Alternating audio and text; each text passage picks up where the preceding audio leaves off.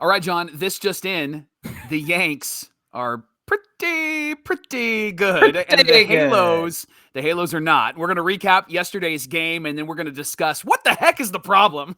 And we'll also talk about that rumored trade between the Angels and Yanks from last year for Aaron Judge, and if we would make that trade today. You're Locked On with Mike and John, and this is Locked On Angels. You are Locked On Angels, your daily Los Angeles Angels podcast. Part of the Locked On Podcast Network, your team every day. Thanks for making Locked On Angels your first listen of the day. We're free and available wherever you get your podcast. If you're listening on the audio side, please rate and review the pod. It helps people find Locked On Angels.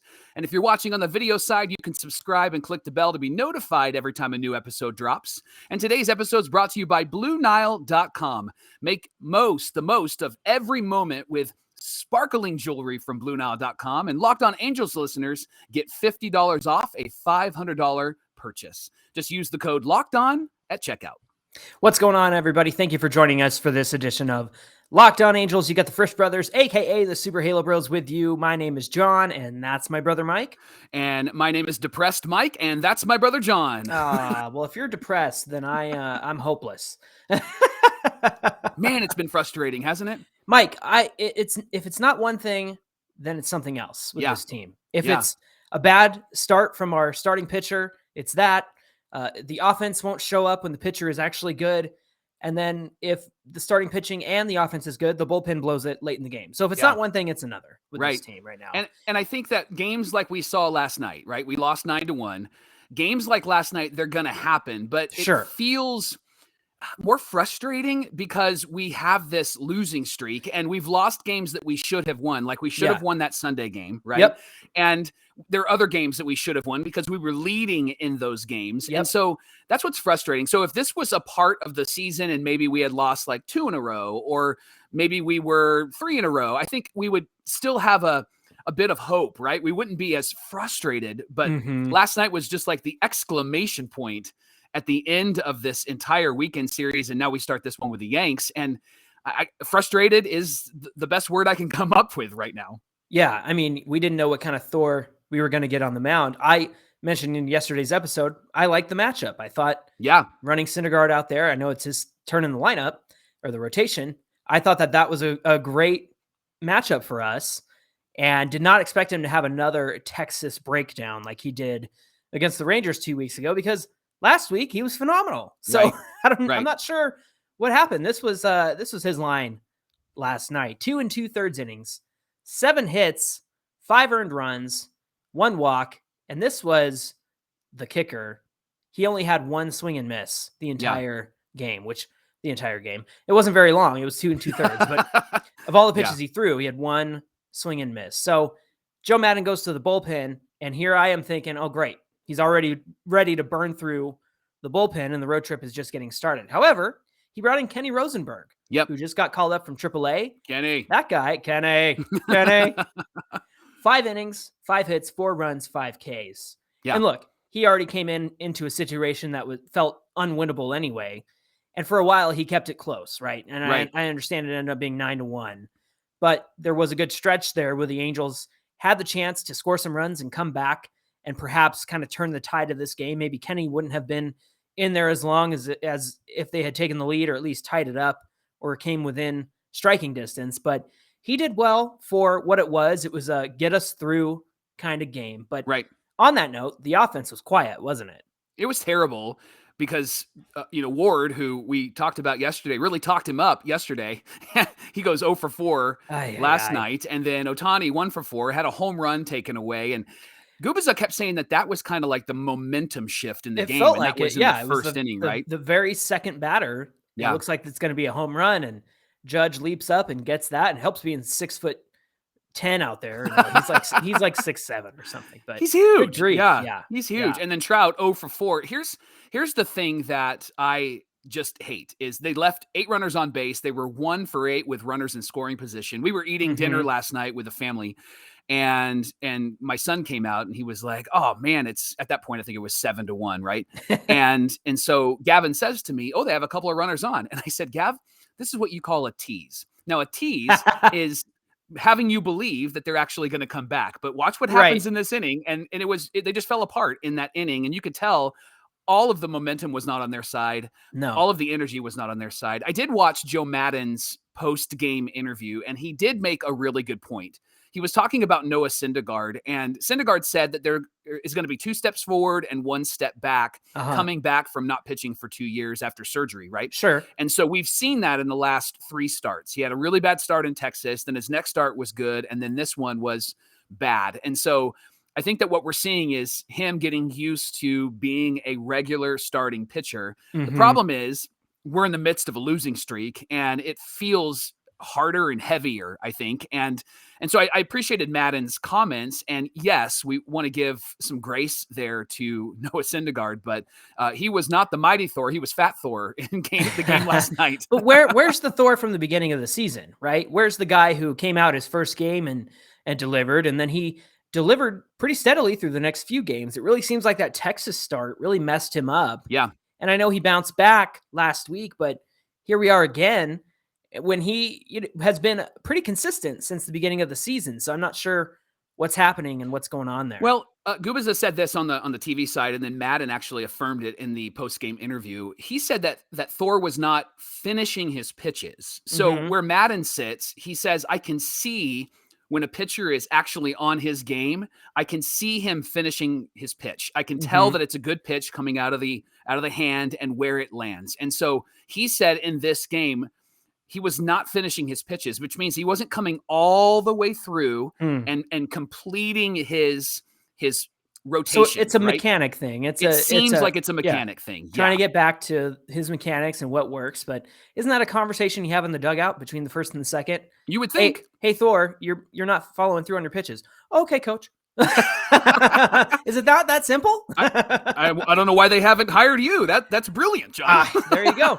Listen, Jared Walsh looked like the only one who was excited to be there. That guy, 2 hits, a stolen base. He had that double taken away from him because of the wall, and he said, "Well, then fine, I'll take second base." And he stole it. I love that. Yeah. He was the only one who had some heart and hustle out there, and even Matt Duffy at defense, like he had a nice running on the go grab barehanded, but it was LeMahieu who got down the line pretty fast. So right. You can't really fault him for that. So 2 stolen bases. We got to do that more. Rengifo had a home run of the Albert Pujols variety where it's kind of a pointless home run. Yes. But let's take some solace in the fact that the Angels right now are 27-23 after a 6-game losing streak. Now, I looked around the rest of the league, and we are one of the few teams with 27 or more wins right now. So we're still in good shape. It's not the end of the world. We have been in worse positions before. For example, last year after 50 games, we've hit the 50 game mark. We were 22-28 last season. Yeah. And once you fall behind 500, it feels like an impossible climb back up to 500 and then staying above that. The last playoff season for us, 2014, after 50 games, we were 28-22. So really that's a kind of a 1-game difference here. And then after 50 games in 2009, which we all know was a great year, 25-25. So at 500, they finished that year with a 97-65 record. So there's some things to look out for and some hope to hold on to, but it's okay to be frustrated as a fan. Yes. Be frustrated because last night was very frustrating. What about today's pitching matchup? Well, it's June, so it's a fresh month. So we got way behind. Right. The rent is due and we are due for a win. Yes, we are. And you've said that June is a month that actually matters. I've said June is a month that actually matters. I think that now we're going to start to see who this team really is. And today's a big game. So Reed Detmers versus Nestor Cortez, and Detmers is coming into this game, and he had an okay start in his last outing. Nestor Cortez is looking really, really good, right? Like Nestor Cortez is got a lot of hype behind him, which I'm going to go out on a limb here, John, and I'm going to say that he is somebody who is going to be hittable today. I think he's going to be somebody that we can actually go after today because, again, a lot of hype, and I think that the Angels are actually going to be able to hit him and hit him well today. Yeah, he does not have a very hard fastball, kind of tops out 91, 92. So that's going to be what we need to do. We got to get those runs early and support Reed Detmers. So hopefully the Angels can do that. But remember, while we did lose yesterday, we do focus on those series wins. So let's start with a win today. Well, coming up on Locked On Angels, we ask this question. Would you trade for Aaron Judge? John and I will give you our answer. But first, Locked On Angels is brought to you by BlueNile.com. Whether you're ready to pop the question or you're celebrating a milestone, find jewelry as unique as her with the modern convenience of online shopping at BlueNile.com. Blue Nile will help you to create the custom engagement ring of her dreams, or will help you give a classic, timeless jewelry piece to the one that you love. And they will do this all at a price that won't cost you too much. BlueNile.com is the original online jeweler. John, I need your help. Since 1999, they've helped millions and millions millions of couples create the perfect engagement ring. Blue Nile is committed to ensuring the highest ethical standards are observed when they're sourcing diamonds and jewelry. And if it's not perfect, no problem. 100% satisfaction guarantee. And if you need your special purchase fast, in most cases, Blue Nile can deliver overnight. Every order is insured and arrives in a discreet packaging that won't give away what's inside. Make your special moment sparkle with jewelry from BlueNile.com. And just for Locked On Angel listeners, you can get $50 off your purchase of $500 or more. Just use Locked On at checkout. That's Locked On at checkout. Go to BlueNile.com today. Thanks for making Locked On Angels your first listen of the day. And we have an important favor to ask you. We've put together a little survey so that we can learn more about listeners like you and make your favorite podcasts even better. This is your opportunity to tell us what you like and don't like about Locked On Podcasts. Go to lockedonpodcast.com/survey right now to get started. It won't take very long, and everyone that completes the survey can qualify for a chance to win one of 10 $100 Ticketmaster gift cards. How about that? To take the survey, all you got to do is go to lockedonpodcast.com/survey, and we thank you very much for your help. All right, John, this is the question that we have to ask. Yes. What the heck is the Angels' problem? What the heck, dude? All right, so we've heard a few things, right? People are blaming Joe Maddon, which you and I, we've talked about Joe. People are blaming the bullpen, which you and I have called the bullpen. We've discussed the offensive struggles, and we've even talked about some of the bad breaks with the umpires, right? So here's the question. What is it? Why don't we address each one of those, and why don't you start with manager Joe Maddon? Well, look, I mentioned it in the last segment. I got worried when I saw Joe pull Noah Syndergaard in favor of the bullpen. However, I was relieved to know that Kenny Rosenberg was coming in because it was essentially, he was brought up to do what he did last night, and that was go 5 innings, get the Angels the heck through this game, and move on to the next one, right? Yeah. But the reason why I had some nervous feelings there is because we've seen Joe Maddon do this before, where he pulls a starter way too early. They could even be cruising, or maybe they've given up 3 runs by the 5th, and for some reason he mentions that he doesn't see something or he sees something there that's not sharp or whatever, and then he goes ahead and pulls them, and he's exhausted this bullpen. I know that we get really upset about the bullpen, but I think you mentioned this a few episodes ago, Mike, that you said this is a good bullpen. We've seen the stats. Yes. They got signed because of their track record. And these are not the same relievers like that we got last year. These are highly capable relievers, but I think that we've exhausted them. And when I say we, I mean Joe Maddon. It's totally on Joe Maddon. Yeah. We're pulling our starters so early, and it's really not a good look for us. Yeah. And to talk about the bullpen, because that's been part of the issue over the last 6 games, right? We just can't seem to hold a lead. I think guys like Tepera and Loop have looked great. And I think the overuse, this is my opinion, but I think the overuse has actually given the teams time to figure them out. Oh, interesting. And maybe I know Tepera had an issue with tipping his pitches. It just feels like these guys are not the same guys that they were at the beginning of the year. And so I think that needs to be a conversation, and maybe some work needs to be done there as well. And can we just stop for a moment and get rid of this, like, well, he pitched yesterday, so he can't pitch today. Kidding. So when you were in Chicago, you texted me because Jordan Romano, the Jays closer, he pitched 3 days in a row. He pitched on Sunday, and I know he got into a bit of trouble, but that was 3 days in a row for their closer. Right. And God forbid the Angels ever do that.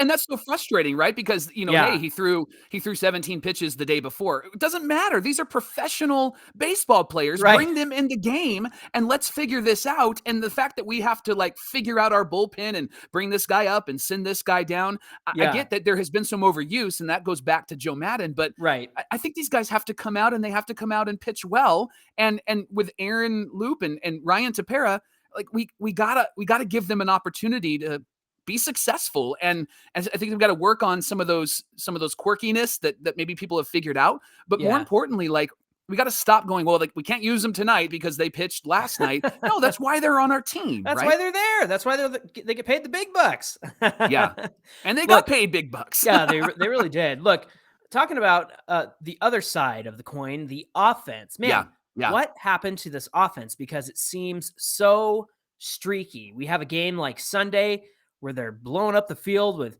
home runs and doubles and getting inside the park home runs on Little League home runs.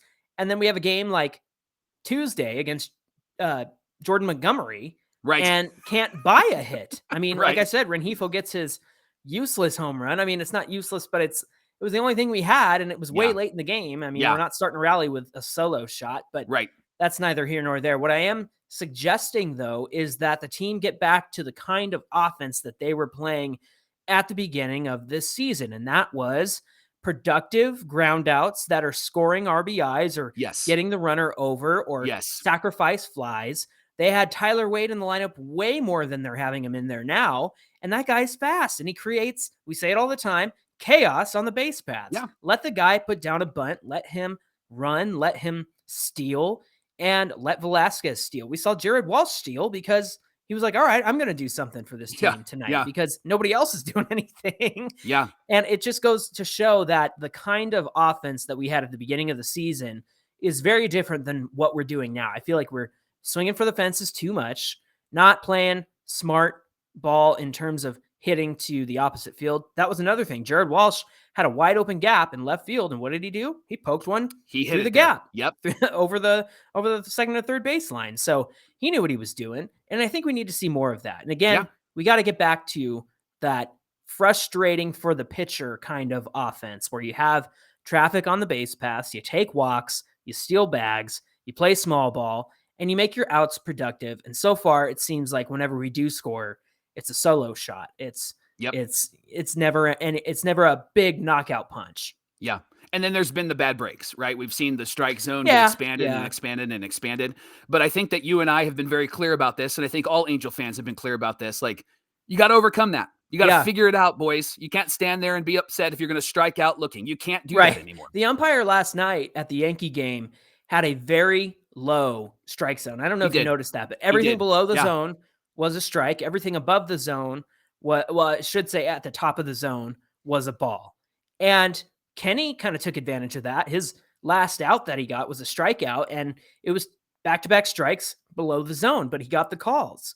And that works on the other side, too, when you're up to bat. You have to know where the umpire's strike zone is based on what you've seen him doing throughout the course of the game. Now, I bet you that umpire scorecard will come out, and the accuracy will not be very good, but the consistency will be decent because the strike calls that he made that should have been balls were pretty much strikes all night long to the Yankees, to the Angels, and the Angels have to take advantage of that. So when it comes to those bad breaks, look, I don't think that low and away strike for Shohei is fair at all because it happens all the time. Right. But that's not what we're talking about. We're talking about learning the umpire's zone and adjusting and not watching 96-mile-an-hour fastballs right down the middle and going, oh, whoops. Take advantage of those easy hits to get. And I know you got to catch up to it, and that's fine. But at the same time, don't just let those things cruise by you like that. Yeah. Well, those are the problems. I think we brought some solutions, and hopefully that's helpful. Hopefully the Angels, are you listening? Are you listening, Angels? They are. I know they are. We know that they are, but it has been frustrating, and I think that there has to be some adjustments that need to be made. Absolutely. Locked On Angels is brought to you by BetOnline. Our partners at BetOnline continue to be the #1 source for all your betting needs and sports info. You can find the latest odds, the latest news, and sports developments, including this year's basketball playoffs, Major League Baseball scores, fights, and even next season's NFL futures. BetOnline is your continued source for all your sporting wagering information, from live betting to playoffs, esports, and more. You can head to the website today, or you can use your mobile device to learn more about the trends and actions. BetOnline is where the game starts. Well, I know it feels a lot like 2021 right now because of the way the bullpen's playing and, and the offense not showing up. But let's go back a year to April 2021. There was a rumor that the Angels were looking to trade for Aaron Judge in the previous offseason. So not this past offseason, but the year before. And actually, we didn't really hear too much at the time. And it came out a few months later that there was a possibility of trading for Judge, and we all went, wait, when did that happen? Right. Why didn't we do Right. All of our eyes got big, our mouths dropped. We were like, ooh. Hold on a minute. Yeah. So we need to ask the question, what if the Angels did trade for Aaron Judge? Now, let's talk about the names that were involved, the rumored names in the potential trade at the time. Remember, April 2021. So make that your context. Reed Detmers, Chris Rodriguez, and potentially Joe Adell or Brandon Marsh. Wow.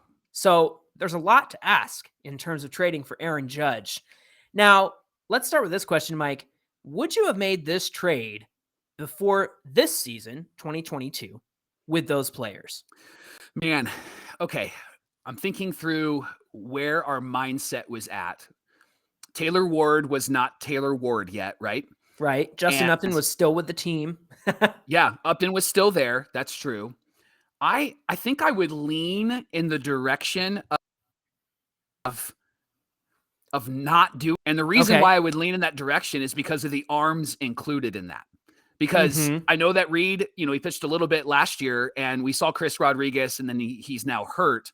But I think because of the arms that are included, we've needed pitching, and because Justin Upton was still on the team, and because we had like Joe Adell and the potential of Brandon Marsh as well, I think I would lean in the direction of not doing this. If I'm rewinding the clock back to that April of 2021, and even the beginning of this season, if I'm rewinding the clock back to April or maybe even like March of this year, I think I would be hesitant to make this trade because he is Aaron Judge is not been somebody who's been healthy as well. Right. And so I felt like it almost would feel like, not knowing what we know now, it would feel like we're picking up another Justin Upton. Yeah, right? That makes sense because Upton has been hurt a lot over his tenure with the Angels and has also been very streaky in terms of his offense.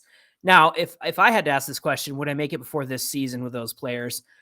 I would lean no, just because we didn't see enough from Reed Detmers, and we all know that he had the ultimate upside. And of course, he got that no-hitter, which is something that we know now. Who would have expected that, before the season?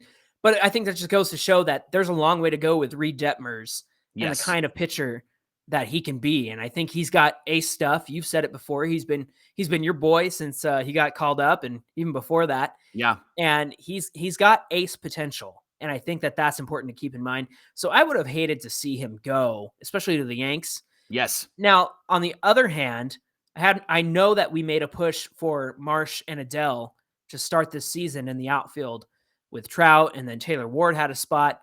But I would not be dissatisfied to have Mike Trout and Aaron Judge in this outfield. Yeah. They might have still DFA'd Justin Upton so that one or both of Marsh and Adell could play the outfield, and then even Ward, but we might not have gotten Ward. But how about we move on to, would you make this trade knowing what we know now?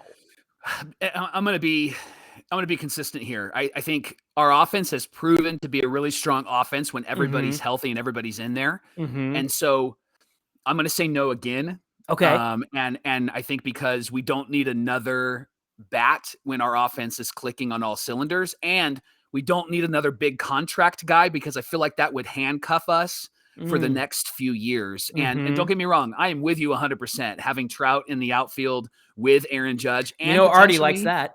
Gosh, and potentially Taylor Ward, right? Like, let's say they're all playing out there because Judge can play anywhere, and Ward really can as well. I would lean more in the no direction just because, again, we're giving up arms, and this would be an offensive move, and our team has proven to be very good offensively. And I wonder how much New York plays into Aaron Judge's offense. Like, I wonder how much that influences that, right? Like, remember all the talk about the Colorado Rockies playing at Mile High Stadium when it first opened up, and like Andres Galarraga and Vinny Castilla and Dante Bichette, former Angel. Yeah. All of those guys were incredible, but then you put them in a regular stadium and they had regular numbers. And so I wonder if that would be in like being at the Big A with that Marine layer. Because even Torrey Hunter had said when he went from Minnesota to the Big A, Torrey Hunter said, man, at night, it feels like you're hitting into like a soppy wet towel, because the Marine layer would come in and it would just keep your baseball, the one that you hit, even if you had a great launch angle, it would just keep you from getting a home run and getting a gapper, because the sky was so heavy, you know?